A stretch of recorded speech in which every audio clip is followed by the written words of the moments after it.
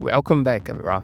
Today we are breaking down episode 1 of A Night of the Seven Kingdoms. Every major detail, hidden Easter egg, and how this series connects to Game of Thrones and the House of the Dragon. This show sits in a very specific moment in the timeline, and that changes everything about how Westeros work. So let's get into it. The title of episode 1, The Hadic Night, comes directly from George R.R. Martin's novella, The First Stories and Tales of Dunk and Egg. In Westeros, a Hadic Knight isn't a noble lord's champion. It's a wandering knight with no land, no banner, and no protection, someone who survives by moving from lord to lord and looking for work. And that perfectly describes our main character. The episode opens exactly like the book, with Duncan burying Sir Arlan of Penetry, the knight he squired for since childhood. This era is crucial. The last dragon is already dead, the Targaryens still rule, but their power now comes from politics, arms, and fear, not fire. One of the core questions of this series is simple: how do the Targaryens stay in control without dragons? Here's where things get interesting. The show never confirms whether Sir Arlan actually knighted Duncan before dying, and that's intentional. Just like the books, the truth stays blurred. We get flashbacks pulled almost word for word from the novella, but the show subtly leans toward one idea. Duncan may be lying, or at least hoping it's true. That secret hung over the entire episode. Dunk's plan is simple: if he can compete at the Ashford tourney and win, a powerful lord might take him into service, finally making him a true knight. Ashford sits in the Reach, under House Tyrell, and the tournament becomes the meeting point for familiar banners we've seen across Game of Thrones and House of the Dragon.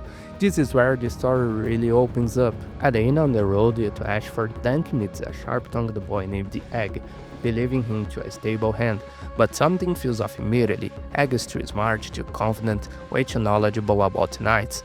Their dialogue comes straight from the book, and the comedy works because Dunk is completely sincere.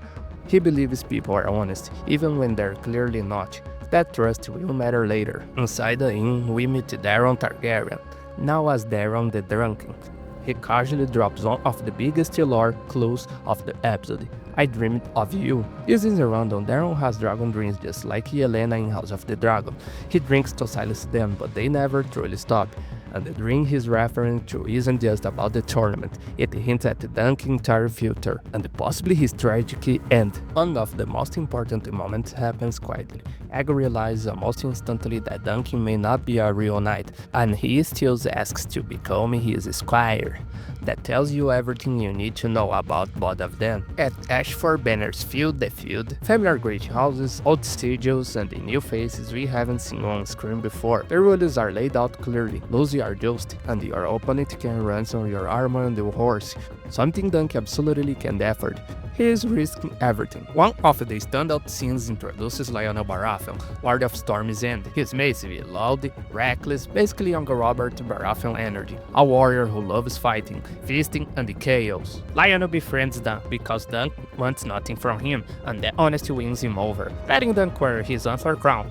That's a massive sign of respect. Later, Dunk watches Tansel Chiltal's puppet show, which acts as a metaphor for the entire season: a knight, a dragon, a hidden truth. If the dragon learns the knight's secret, he dies. The show is telling us very clearly Dunk is walking on thin ice. One of the quietest but most important moments happens at the end. Egg gives Dunk something he never had before: a full name, Duncan.